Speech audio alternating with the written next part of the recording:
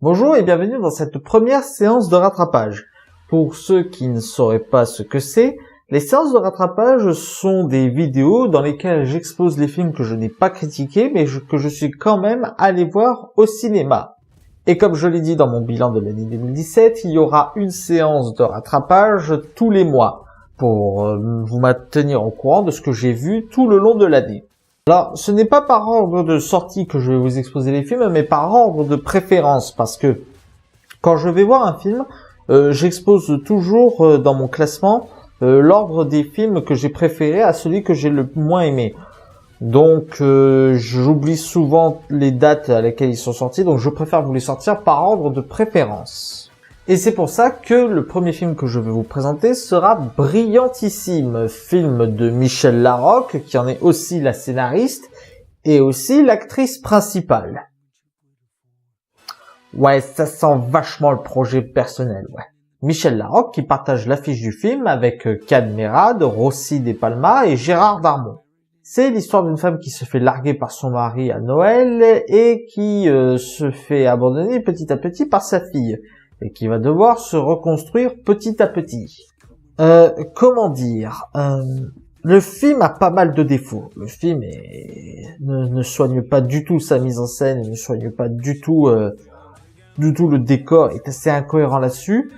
Mais je dirais pas qu'il est mauvais, disons qu'il est sympa mais sans plus. Je crois que le plus gros problème du film, c'est que il est très lent à démarrer. En fait, t'as presque rien à foutre de la première moitié du film et la deuxième moitié, par contre, est assez dynamique, assez drôle et assez sympathique. Donc voilà, un film sympa mais sans plus. Le deuxième film que nous allons présenter dans ce rattrapage, c'est Véronica, film de Paco Plaza qui en est aussi le scénariste. Qui raconte donc l'histoire de Véronica, la sœur aînée d'une fratrie de 4 enfants, qui se retrouve harcelé par un démon suite à une séance de Ouija qui a mal tourné.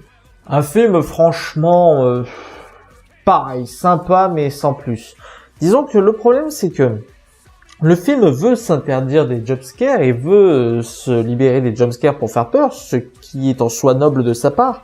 Mais le problème c'est qu'il est assez incomplet dans sa manière de nous faire peur. C'est-à-dire que il crée la menace, il arrive à nous montrer la menace, il met son héroïne dans une position difficile, mais il n'y a pas au final cette finalité qui permet la frayeur au final. Et c'est vraiment dommage parce qu'on sent qu'il y avait une envie de bien faire dans ce film. Bon, c'est mieux fait que dans Insidious 4, mais disons que ça ne le place pas dans les hauteurs du cinéma d'horreur.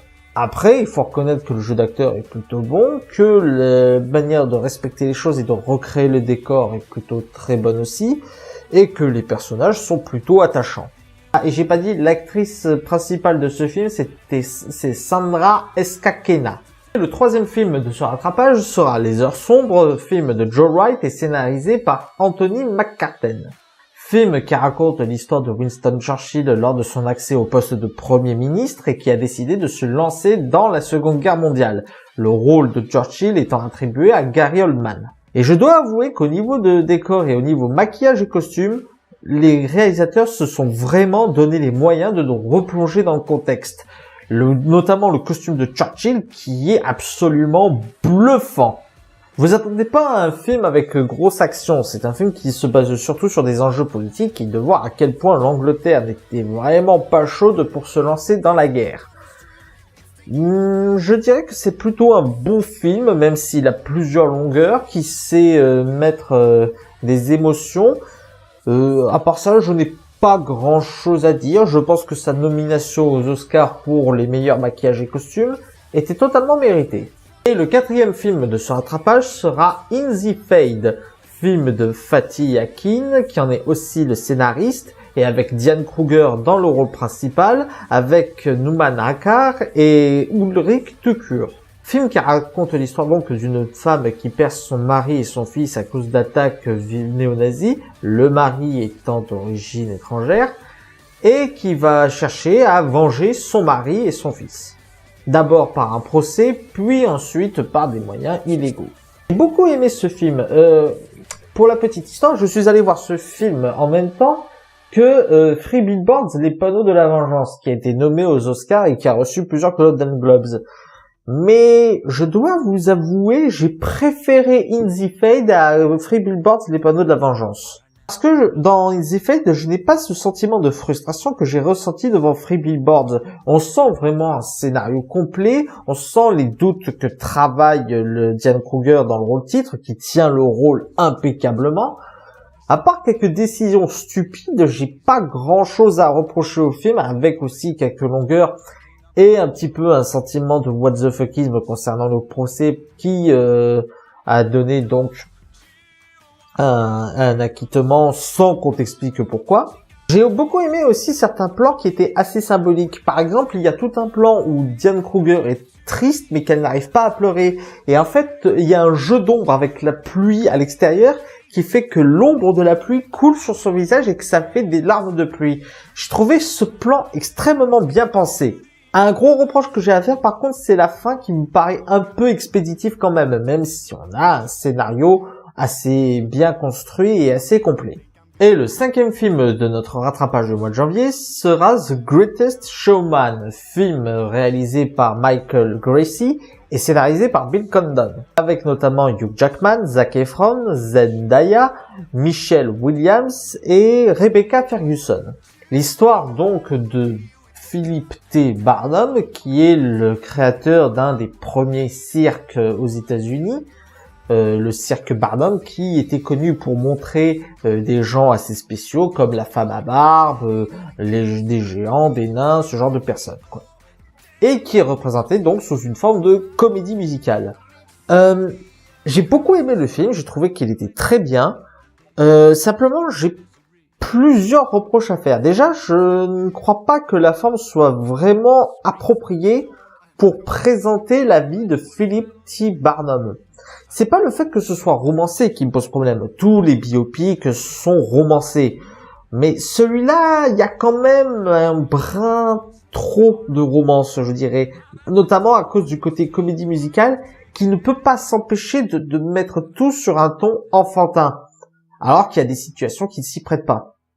Et malheureusement, le film tombe dans certains clichés qu'on ne peut plus s'autoriser de nos jours.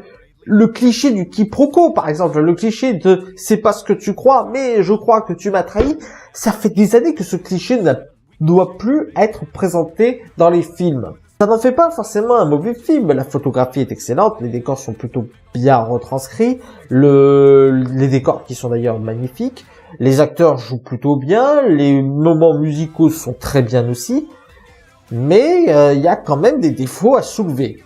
Et je dois pousser mon coup de gueule aux Oscars sur le choix de la musique nominée pour ce film. En effet, pour la nomination des Oscars, ils ont choisi de représenter le film par la chanson This Is Me. Et pour moi, This Is Me n'est pas la meilleure musique du film. Je veux dire, c'est juste une chanson qui parle de tolérance de manière frontale et brutale. Alors oui, c'est très bien de parler de tolérance et le message est beau, mais un beau message ne fait pas une bonne musique.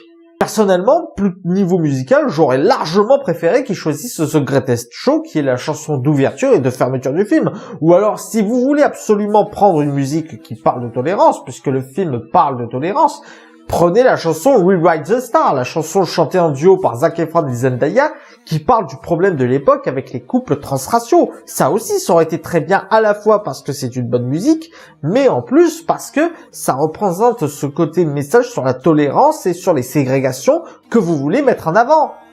Et ça le fait de meilleure manière que This Is Me, bon sang. This Is Me, c'est brutal. Le clip n'est même pas bien monté et la musique n'est pas si marquante que ça. Bon, je vous avoue que moi, ma préférée, c'est la chanson The Other Side, la chanson chantée en duo par Zac Efron et Hugh Jackman. Mais je reconnais que c'est pas une musique très orchestrale. C'est surtout moi, pour le coup, qui aime bien cette musique. Et le dernier film de ce rattrapage de mois de janvier, c'est La Promesse de l'Aube, film de Éric Barbier, qui en est aussi le scénariste, avec Pierre Ninet dans le rôle de Romain Gary et Charlotte Gainsbourg dans le rôle de sa mère. En effet, ce film raconte l'histoire de l'écrivain et réalisateur Romain Gary, de son enfance en Pologne dans les années 20 jusqu'à l'après-Seconde Guerre mondiale, avec aussi un petit passage à Mexico quand il avait dans la quarantaine. Et ce film a été ma première grosse claque de l'année 2018 et c'est un film français qui me l'a faite. En effet, j'ai pleuré devant ce film parce que ce film est tellement fort émotionnellement, il est tellement prenant que tu peux pas rester insensible devant ce film. En fait, la force de ce film, c'est qu'il ne se concentre pas sur la vie de Romain Gary comme d'un biopic. Il se concentre surtout sur la relation mère-fils qu'il avait avec sa mère, qui était extrêmement forte. Il faut savoir que lors de la Seconde Guerre mondiale, la mère de Romain Gary était extrêmement malade. Et quand elle sentait qu'elle allait mourir, elle a écrit 250 lettres pour son fils pour qu'il croie qu'elle correspond encore avec lui, afin qu'il ne soit pas perturbé sur le front et qu'il ne se fasse pas tuer à cause de ça. On sent vraiment toute la puissance de la relation et on arrive quelquefois à reconnaître la relation qu'on a avec sa propre mère, notre propre mère qui nous porte au nu, qui nous dit mon fils, ce sera le meilleur, il va tous vous écraser, vous allez voir. Ça m'a vraiment parlé personnellement ce film et avec aussi une reconstruction de l'époque qui est excellente, des acteurs qui jouent super bien et bon, il y a les personnages attachants, il y a le fait aussi que tout est raconté de manière fluide, qu'on passe par plusieurs émotions. Bon, j'ai été ému, mais il y avait aussi de l'humour, il y a aussi du drame dans ce film. Quelquefois, on a des plans qui sont super beaux. Non, j'ai quasiment rien à reprocher à ce film. Pour moi, ça a été la première claque de l'année et je vous conseille vivement d'aller le voir. Voilà, c'était la liste des films que j'ai vus durant ce mois de janvier, mais que vous ne verrez pas en critique. N'hésitez pas à mettre un pouce vert si ça vous a plu et à partager sur les réseaux sociaux. D'ici là, allez au cinéma. Ciao!